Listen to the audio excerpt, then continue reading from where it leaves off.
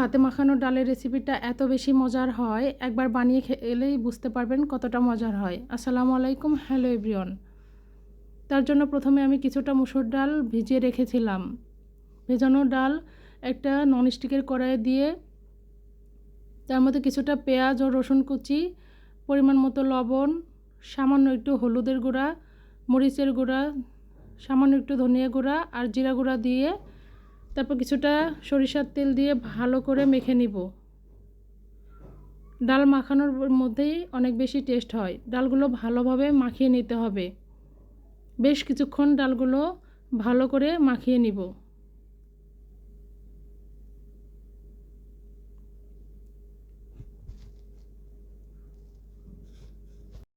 ডালগুলো মাখানো হয়ে গেলে এখানে 3 গ্লাস পানি দিয়ে দিব। 3 গ্লাস পানি দেওয়া হয়ে গেলে ঢাকনা দিয়ে ঢেকে ডালগুলো ভালো করে সেদ্ধ করে নিব। মিডিয়াম হিটে ডালগুলো ভালো করে সেদ্ধ করে নিব। মাঝখানে একটু চেক করে নিব সেদ্ধ হয়েছে কি না। এই পর্যায়ে ডালগুলো সেদ্ধ হয়নি, আরও বেশ কিছুক্ষণ সেদ্ধ করে নিতে হবে। আমি এখানে 2টা ডিম ভেজে 3 ভাগ করে নিয়েছি। ডিমগুলো সাইডে রেখে দিব। কড়াইটা এই অন্য চুলাতে বসিয়ে আরেকটা চুলাতে বাগার দেওয়ার জন্য ফ্রাই প্যান বসিয়ে দিব। ফ্রাই প্যান গরম হতে থাকে, এদিকে আমি ডিমগুলো ডালের মধ্যে দিয়ে দিব।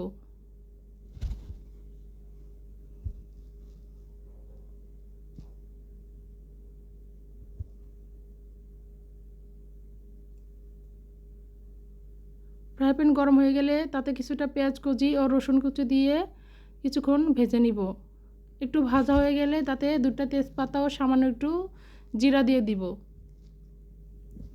দিয়ে ব্রাউন কালার হওয়া পর্যন্ত ভালো করে ভেজে নিব।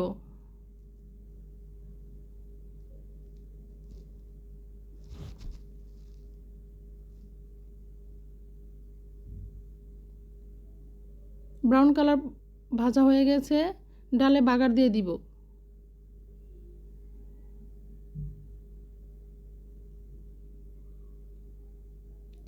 বাগার দেওয়া হয়ে গেলেই আরও কিছুক্ষণ জাল দিয়ে চুলার জালটা অফ করে দিব। আমার ডালটা একদম রেডি। দেখতে পাচ্ছেন কত সুন্দর কালার হয়েছে। ভালো লাগলে লাইক, কমেন্ট, শেয়ার করতে ভুলবেন না। আজ এই পর্যন্তই। সবাই ভালো থাকবেন। আসসালামু আলাইকুম, আল্লাহ হাফেজ।